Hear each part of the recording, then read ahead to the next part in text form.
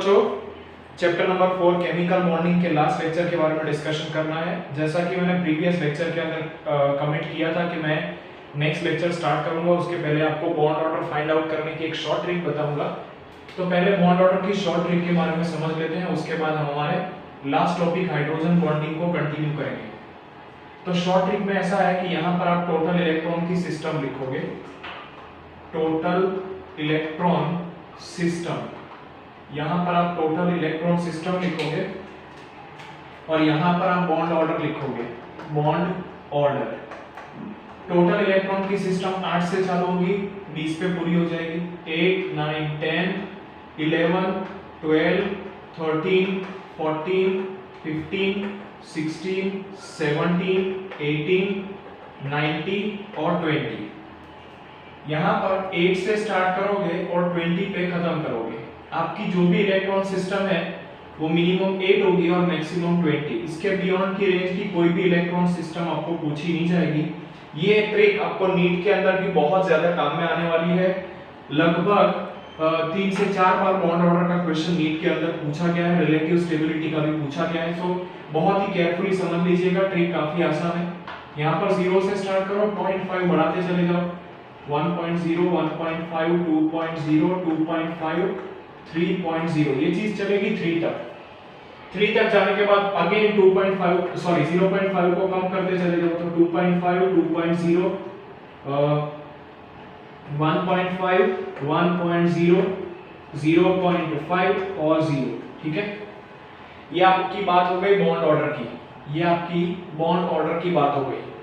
अब magnetic nature पूछे, magnetic nature तो उसकी भी ट्रिक है। मैग्नेटिक नेचर के अंदर जो भी इवन इलेक्ट्रॉन सिस्टम है, इवन इलेक्ट्रॉन सिस्टम, वो इवन इलेक्ट्रॉन सिस्टम सबकी सब डायामैग्नेटिक होंगी, वो सबकी सब डायामैग्नेटिक होंगी। और जो भी ऑड इलेक्ट्रॉन सिस्टम है, ऑड इलेक्ट्रॉन सिस्टम, वो सबकी सब आपकी पैरामैग्नेटिक होगी। इस चीज को मैंने एनसीईआरटी के क्वेश्चन सॉल्व किए हैं, उसके अंदर में डिस्कस किया है, बट ये वन मोर टाइम। अब यहां पर आपको याद रखना है कि 10 नंबर और 16 नंबर एक्सेप्शन है।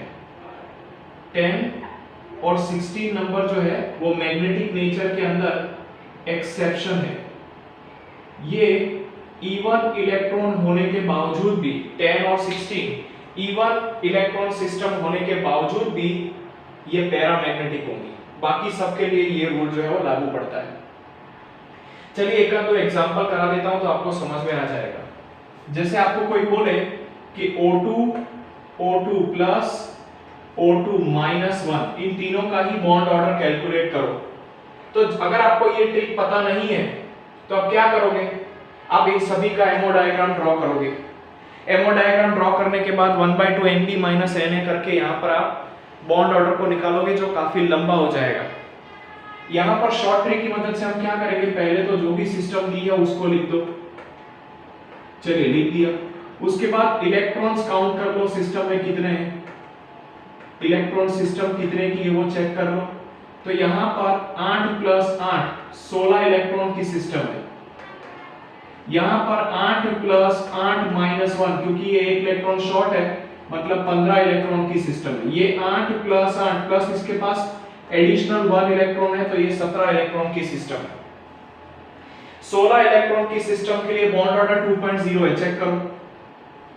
यहां पर बॉन्ड ऑर्डर 2 आएगा, बराबर।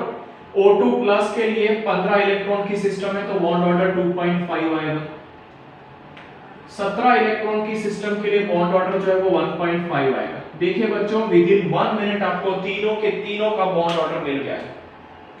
यहां पर ना रुकते हुए अगर आपको कोई मैग्नेटिक प्रॉपर्टीज के बारे में पूछ ले, तो देखिए ये 16 इलेक्ट्रॉन की सिस्टम एक्सेप्शन में है, मतलब ये आपका पैरा होगा। भले ही ये इवन सिस्टम है बट फिर भी पैरामैग्नेटिक होगा, पैरामैग्नेटिक।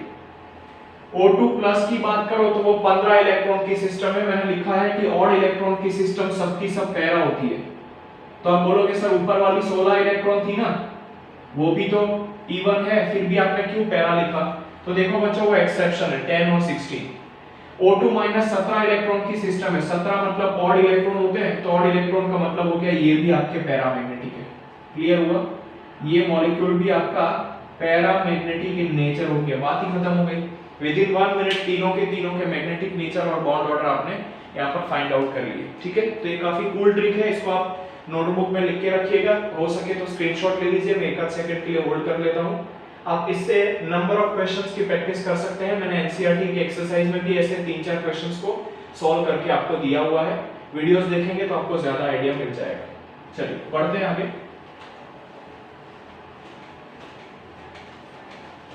अब हम हमारे इस चैप्टर के लास्ट टॉपिक की तरफ बढ़ जाते हैं, जो है आपका हाइड्रोजन बॉन्डिंग। हमने लास्ट टाइम हाइड्रोजन बॉन्डिंग की डेफिनेशन समझ ली थी, बराबर?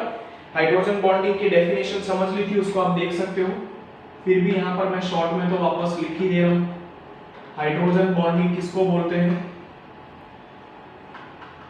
तो hydrogen bonding is the weak electrostatic force of attraction, weak electrostatic force of attraction, weak electrostatic force of attraction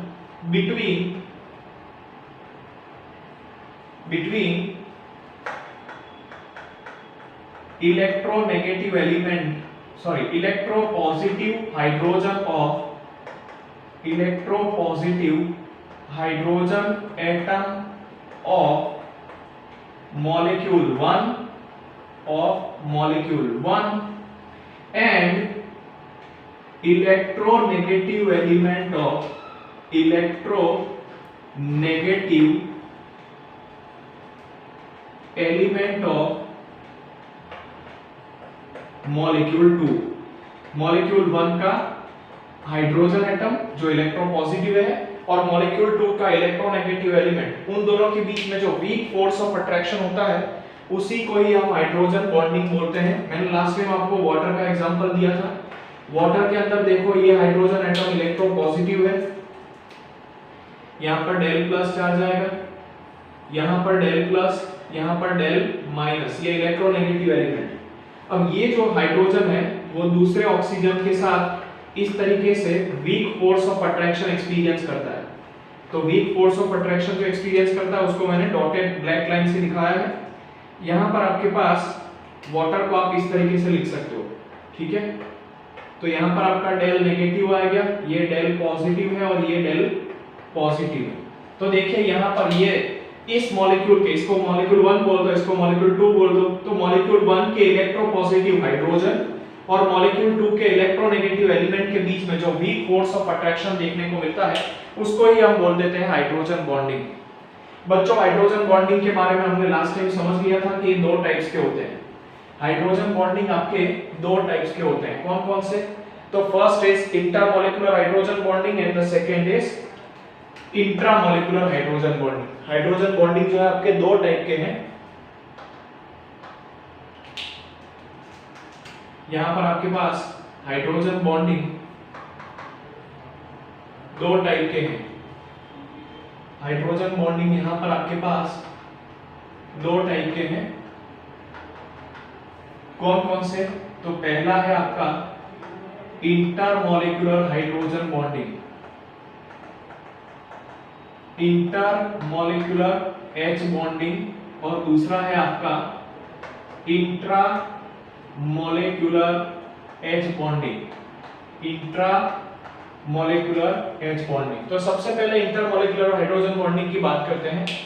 जब हाइड्रोजन बॉन्डिंग जो है वो दो डिफरेंट मॉलिक्यूल्स के अंदर देखने को मिले, दो डिफरेंट मॉलिक्यूल्स के अंदर, तब उसको इंटरमॉलिक्यूलर बोलते हैं, बराबर? जब हाइड्रोजन बॉन्डिंग इंटरमॉलिक्यूलर की बात करें तो वो दो डिफरेंट मॉलिक्यूल के बीच में देखने को मिलेगा, intermolecular H bonding. Intermolecular H bonding कब देखने को मिलता है? तो when hydrogen bond is formed between two different or same kind of molecules, दो different या same kind of मॉलिक्यूल्स के बीच में देखने को मिले, जब हाइड्रोजन बॉन्ड दो डिफरेंट या सेम काइंड ऑफ मॉलिक्यूल के बीच में देखने को मिले, तब उसको हम बोल देते हैं इंटरमॉलिक्यूलर एच बॉन्डिंग। अगर इसके एग्जांपल की बात करें तो जस्ट अभी एक एग्जांपल हमने डिस्कस किया था वाटर का। तो वाटर के अंदर आपको पता है कि अब इलेक्ट्रोनेगेटिव एलिमेंट कौन है और इलेक्ट्रोपॉजिटिव एलिमेंट कौन है, बराबर। तो यहाँ पर आपके पास दो वाटर मॉलिक्यूल मैंने दिखाए हैं, यहाँ पर एक और दिखा देता हूँ तो आपको एकदम क्लियर आइडिया आ जाएगा। यहाँ पर ऑक्सीजन के ऊपर डेल नेगेटिव चार्ज आएगा, हाइड्रोजन के ऊपर डेल पॉजिटिव, इस हाइड्रोजन के ऊपर again del positive, this is your del positive, del negative, del positive, del negative, del positive और डेल पॉजिटिव। ये आसान रहेगा समझने के लिए। अब इस डेल प्लस और डेल माइनस के बीच में जो वीक फोर्स ऑफ इंटरेक्शन आएगा उसको ही हम बोलते हैं एच बॉन्ड। चलिए एच बॉन्ड तो दिखा दिया, अब इसके और इसके बीच में भी एच बॉन्ड आएगा, बराबर। इसके और इसके बीच में भी एच बॉन्ड आएगा, बट आप ध्यान से देखो तो ये जो एच बॉन्ड बन रहे हैं वो दो डिफरेंट मॉलिक्यूल के बीच में बन रहे हैं। टाइप सेम है, दोनों वाटर वाटर ही है, लेकिन एक मॉलिक्यूल 1 है और एक मॉलिक्यूल 2 है। तो दो डिफरेंट मॉलिक्यूल के बीच में जब एच बॉन्ड बनता है तब उसको हम बोलते हैं इंटरमॉलिक्यूलर एच बॉन्ड। अगर आपको इसका एग्जांपल 2 समझना है तो इसका 2 नंबर का एग्जांपल HF मॉलिक्यूल भी हो सकता है। HF मॉलिक्यूल, HF मॉलिक्यूल के अंदर भी आपको इंटरमॉलिक्यूलर हाइड्रोजन बॉन्डिंग देखने को मिलता है। अगर मैं HF का फिगर ड्रॉ करने का ट्राई करूं तो वो कुछ इस तरीके से होगा।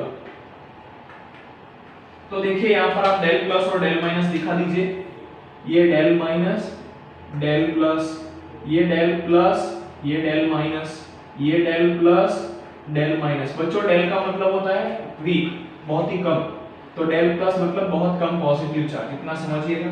इन दोनों के बीच में वीक फोर्स ऑफ अट्रैक्शन आ गया, इन दोनों के बीच में भी वीक फोर्स ऑफ अट्रैक्शन आ गया। याद रखो hydrogen bond co dot line से दिखाते हैं।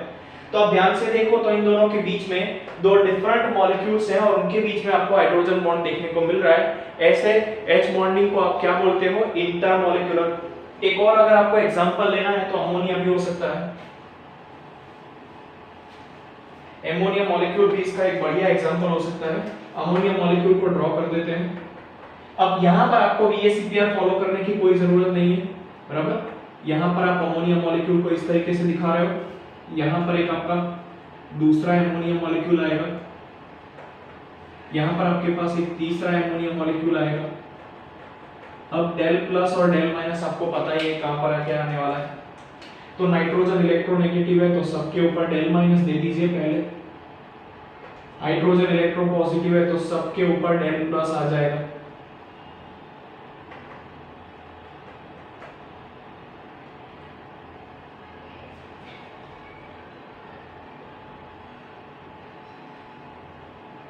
चलिए अब आपको हाइड्रोजन बॉन्डिंग दिखा देनी है। तो इस डेल प्लस और इस डेल माइनस के बीच में जो बॉन्ड आएगा वो H बॉन्ड है।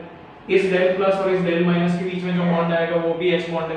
तो देखिए यहाँ पर आपका जो H बॉन्डिंग है वो दो डिफरेंट मॉलिक्यूल्स के बीच में बन रहा है, इसलिए इसको बोलेंगे इंटरमॉलिक्यूलर H बॉन्डिंग। जो सेकंड टाइप का H बॉन्डिंग है बच्चों वो आपका इंट्रामॉलिक्यूलर H बॉन्डिंग है, जो सेम मॉलिक्यूल के अंदर ही देखने को मिलेगा, बराबर। वो आपको सेम मॉलिक्यूल के अंदर ही देखने को मिलेगा। चलिए चेक करते हैं कि इंट्रामॉलिक्यूलर H बॉन्डिंग कब बनता है। Intra molecular H bonding, H bonding. तो when hydrogen bond is formed within same molecule, अगर सेम मॉलिक्यूल के अंदर अंदर ही हाइड्रोजन बॉन्ड बन जाए within same molecule, then it is called intramolecular H bonding. तब इसको हम क्या बोलते हैं? Intramolecular H bonding. इसका बढ़िया सा एग्जांपल जो है वो ऑर्थोनाइट्रोफिनॉल हो सकता है। इसका बढ़िया सा एग्जांपल ऑर्थोनाइट्रोफिनॉल हो सकता है।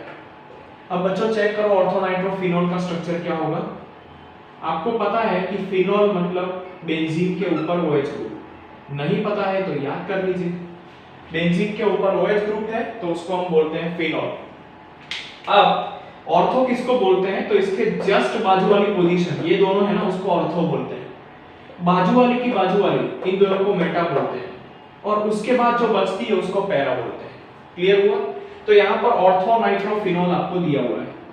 ऑर्थो नाइट्रोफिनॉल के अंदर मैं यहाँ पर नाइट्रोजन दिखा रहा हूँ, यहाँ पर ऑक्सीजन और यहाँ पर डबल बॉन्ड से ऑक्सीजन। इसका आप स्ट्रक्चर पढ़ चुके हो, बराबर। लुईस रिप्रेजेंटेशन के अंदर मैंने आपको नाइट्रो का स्ट्रक्चर ऑलरेडी सिखा दिया है, बराबर। तो यहाँ पर आपका नाइट्रोजन आएगा, यहाँ पर ऑक्सीजन और यहाँ पर आपका ऑक्सीजन आएगा।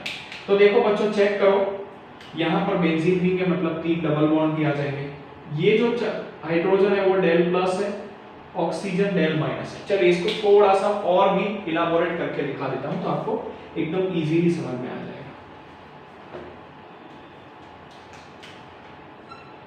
ये आपका बेंजीन हो गया, थोड़ा सा बड़ा भी लिख देता हूं।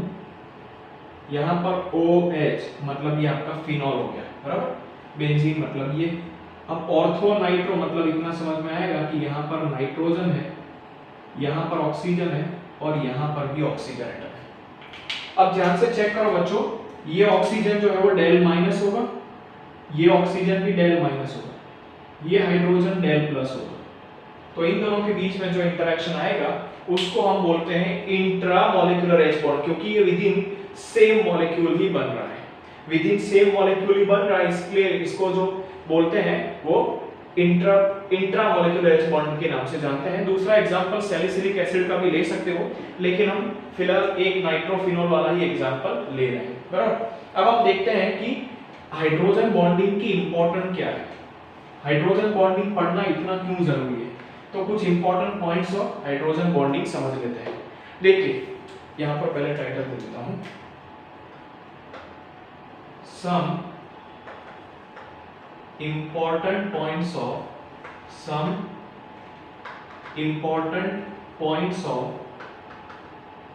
Hydrogen bonding.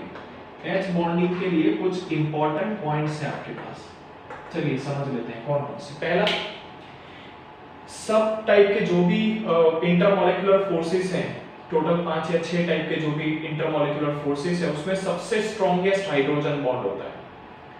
जैसे van der Waals forces of attraction के अंदर लंदन फोर्सेस है, डायपोल डायपोल इंटरेक्शन है, आयन इंड्यूस्ड डायपोल है, बराबर, लंदन फोर्सेस हैं। उन सभी में से सबसे स्ट्रॉन्ग जो है वो आपका हाइड्रोजन बॉन्डिंग है, बराबर। तो it is the strongest intermolecular force. ऐसा एक क्वेश्चन आपका एनसीईआरटी में भी पूछा गया है कि हाइड्रोजन बॉन्डिंग क्या होता है और वान डेर वाल्स फोर्सेस से वो ज्यादा स्ट्रॉन्ग है कि वीक है। तो ये स्ट्रॉन्गेस्ट होता है इन ऑल इंटरमॉलिक्यूलर फोर्सेस। ये इंटरमॉलिक्यूलर फोर्सेस में से सबसे तगड़ा होता है, सबसे स्ट्रॉन्ग होता है। सभी टाइप के जो इंटरमॉलिक्यूलर फोर्सेस प्रेजेंट है उसमें सबसे ज्यादा स्ट्रॉन्ग जो है वो आपका हाइड्रोजन बॉन्डिंग है। सेकेंड, ये फिजिकल स्टेट को काफी अच्छे से अफेक्ट करता है। Physical state of the molecule is affected by H bond। Physical state of molecule जो है वो H बॉन्ड्स की वजह से काफी ज्यादा चेंज हो जाता है। एग्जांपल देता हूं, एग्जांपल के फॉर्म में अगर आप लेना चाहो तो H2S और H2O दोनों ही कोवैलेंट मॉलिक्यूल्स हैं, लेकिन H2S गैस है और H2O लिक्विड है। रीजन, तो रीजन ये है कि H2O के अंदर H बॉन्डिंग देखने को मिलता है, H बॉन्डिंग प्रेजेंट है, H2O के अंदर H बॉन्डिंग प्रेजेंट है, H2O के अंदर, H2S के अंदर H बॉन्ड एब्सेंट है। याद करो बच्चों, मैंने आपको बताया था कि हाइड्रोजन बॉन्डिंग सिर्फ 3 एलिमेंट्स की मदद से ही बनेगा, फ्लोरीन, ऑक्सीजन और नाइट्रोजन। मैंने आपको शॉर्ट ट्रिक भी बोला था कि H बॉन्ड तभी ही बनेगा जब फोन आएगा, बराबर। फोन आएगा का मतलब फ्लोरीन, ऑक्सीजन और नाइट्रोजन। थर्ड जो इंपॉर्टेंट पॉइंट है हाइड्रोजन बॉन्डिंग के बारे में वो ये है कि it affects the solubility, it affects the solubility, ये सॉल्युबिलिटी को बहुत अच्छे से अफेक्ट करता है। सॉल्युबिलिटी मतलब कितनी क्वांटिटी में कोई सब्सटेंस गिवन लिक्विड में सॉल्युबल हो जाता है वो। अगर हम सॉल्युबिलिटी की बात करें तो अल्कोहल और अमोनिया एग्जांपल ले लेते हैं। आपका अल्कोहल और अमोनिया जो है, अल्कोहल एंड अमोनिया वाटर के अंदर आर वाटर सॉल्युबल, वाटर के अंदर जो सॉल्युबल होते हैं उसका सबसे बड़ा रीजन जो है वो आपका हाइड्रोजन बॉन्डिंग ही होता है, बराबर। फोर्थ पॉइंट, अगर हम हाइड्रोजन बॉन्डिंग की बात करें तो ये मेल्टिंग और बॉइलिंग पॉइंट को भी अफेक्ट करता है। फोर्थ पॉइंट की बात करें तो मेल्टिंग और बॉइलिंग पॉइंट को भी अफेक्ट करता है। जैसे मैंने आपको अभी ऑर्थोनाइट्रोफिनॉल पढ़ाया, बराबर। चलो ऑर्थोनाइट्रोफिनॉल और पैरानाइट्रोफिनॉल की कंपैरिजन करके इस पॉइंट को समझते हैं। इट अफेक्ट्स बॉइलिंग पॉइंट, ठीक है। चलिए स्ट्रक्चर लिख देता हूं। यहां पर आपके पास ऑर्थोनाइट्रोफिनॉल है, मैंने जस्ट आपको इसका स्ट्रक्चर अभी बताया था और बताया था कि इसके अंदर इंट्रामोलिक्यूलर एच बॉन्डिंग बनता है और यहां पर आपके पास पैरा है। मैंने आपको बताया था कि ये जो दो पोजीशंस है वो पैरा है, ये दोनों ऑर्थो है और ये दोनों मेटा है, ये दोनों ऑर्थो है और एक ही अकेली पैरा है। वापस ये दोनों ऑर्थो, ये दोनों मेटा और एक ये पैरा। तो ये आपका हो जाएगा पैरानाइट्रोफिनॉल और ये हो जाएगा ऑर्थोनाइट्रोफिनॉल। ये ऑर्थोनाइट्रोफिनॉल है और यहां पर P का मतलब है पैरा नाइट्रोफिनॉल।